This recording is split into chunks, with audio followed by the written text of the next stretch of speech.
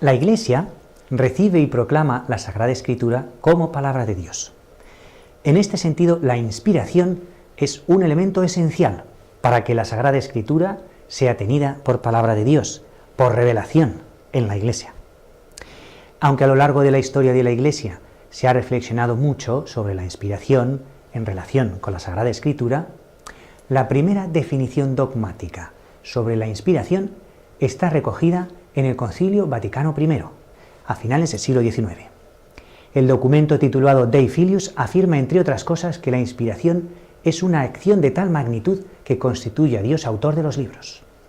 A lo largo de la historia de la Iglesia se ha dicho que están inspirados muchos elementos: los concilios, las tradiciones, los padres, los místicos, etc. Pero solo en la Escritura resulta que Dios es el autor de la obra resultante. Un poco más adelante, el Concilio Vaticano II aportó aspectos novedosos al magisterio sobre la inspiración. Dice, por ejemplo, que el dogma de la inspiración proviene de la Iglesia apostólica.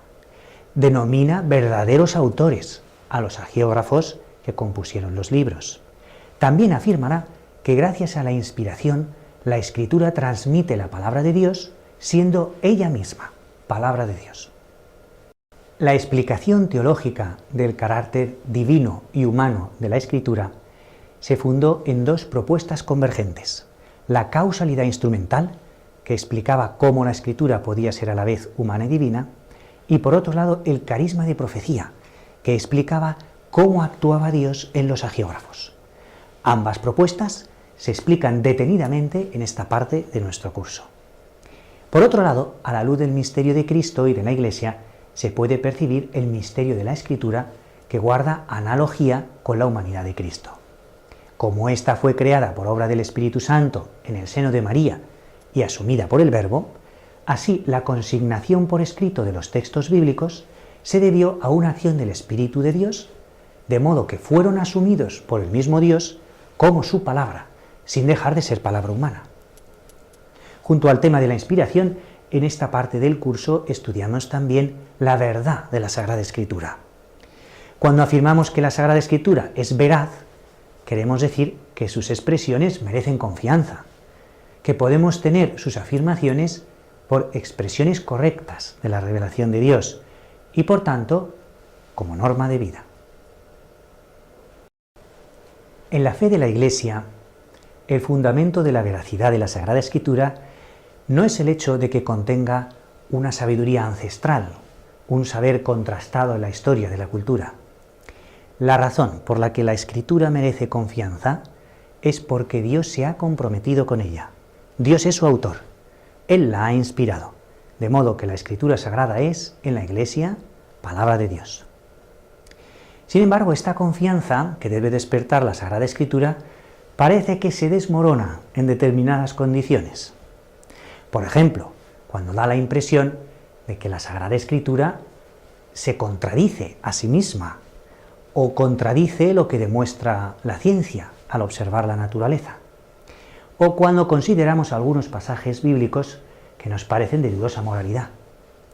Ante estos problemas surge la tentación de afirmar que la Biblia no es histórica ni fiable y que no puede tener a Dios como autor. O al contrario, suspender el juicio de la razón y aferrarse ciegamente a las interpretaciones clásicas de la Biblia, finalizando todo diálogo con la ciencia y sus métodos. Sin embargo, la Iglesia mantiene con audacia que Dios es autor de la Escritura y que ésta es veraz, y a la vez mantiene su diálogo con la ciencia. Por tanto, es necesario responder adecuadamente a las preguntas que suscitan las contradicciones que hemos señalado.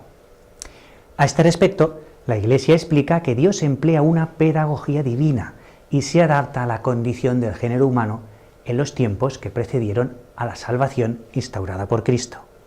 De lo que resulta, junto a la manifestación de sublimes doctrinas, la aparición de cosas imperfectas y pasajeras hasta la llegada de Cristo. El principio fundamental que hay que tener en cuenta es el carácter progresivo de la revelación bíblica.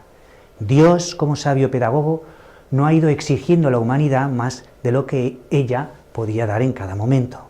Es otro aspecto del principio de la sincatábasis, o condescendencia divina. En este sentido, por ejemplo, los actos de crueldad que aparecen como ordenados por Dios en la Biblia, como la ley del Herem, que mandaba aniquilar las ciudades conquistadas, se han de entender desde la tendencia de atribuir a Dios el origen de todas las costumbres y como un medio para que el pueblo se preservase de la contaminación con los pueblos idólatras.